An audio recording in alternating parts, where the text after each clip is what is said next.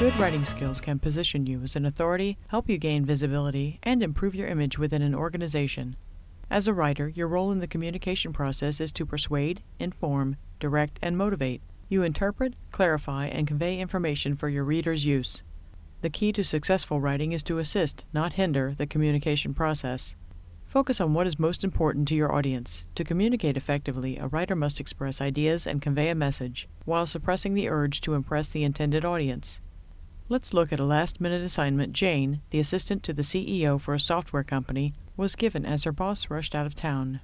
On Tuesday, as her boss is running out the door to a conference in another state, he remembers he received a golf invitation for the upcoming weekend from a fellow executive. He asks Jane to send his regrets in a letter, but he wants Jane to make sure the letter conveys his regrets about the missed opportunity and suggests they reschedule, since he's been very anxious to do business with this colleague's company for a long time. How can Jane pull this writing challenge out of her head? Good writing consists of 4 stages. 1. Establish your objective. Start with a purpose. What is the reason you're writing? Establish a specific aim or objective. What do you want your document to achieve? Jane's objective is to express sincere regret over the unfortunate last-minute scheduling conflict and convey genuine interest in her boss's acquaintance. 2. Identify your audience. Who are the primary and secondary readers? Consider who else might be reading your work. Be sure to take into consideration your readers' knowledge level. Are they technical, managerial, or generalists? Think about their goals and priorities. Use this information to decide what to write and the best way to convey it.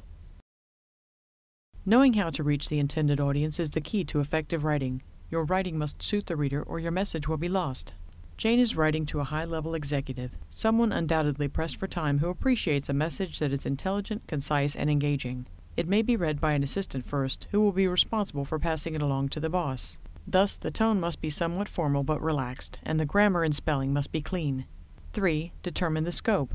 Think about your audience's level of understanding to determine the depth or amount of detail required to convey your message. Consider how much depth you need to include in the subject matter. Determine these factors before you start writing. A good general rule is to write to the most common level of the people you are trying to reach. The colleague Jane is writing to is the head of a software manufacturer, an engineer by education. He is detail-oriented and will remember that he sent the invitation 3 weeks before, and may be a bit irritated that Jane's boss is declining so late. Jane must acknowledge the late date, convey sincere regret, and engage him with proof of her boss's good intent by proposing a feasible alternative. 4. Research.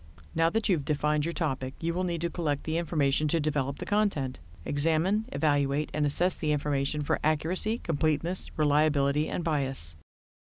A good writer knows his or her subject and finds adequate information to support their purpose. Jane knows her boss is a member of several high-profile country clubs, and that his colleague particularly enjoys at least 2 of them. She also knows his colleague is an important man in his industry who is flattered when people ask his opinion. Creating impact. Finally, sort, organize, and structure the information you collected so it supports your objective.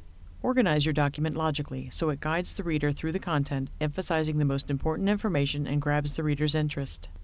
Put your most intriguing statement up front. Your document must justify itself to the reader in seconds. If a document doesn't grab the busy reader's attention and convince them they need to read it, they won't.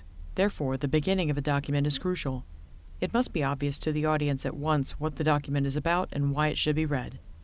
Dear Jeff, looks like I owe you. I have to make a last-minute dash to the Acme conference, so I can't make it to the golf course Saturday. I was looking forward to joining you on the fairway, especially because I'd like to hear your thoughts about a few possible acquisitions. As soon as I return, I'll have Jane contact you about rescheduling at the course of your choice, lunch, and the 19th hole on me, of course. Sincerely, Bill.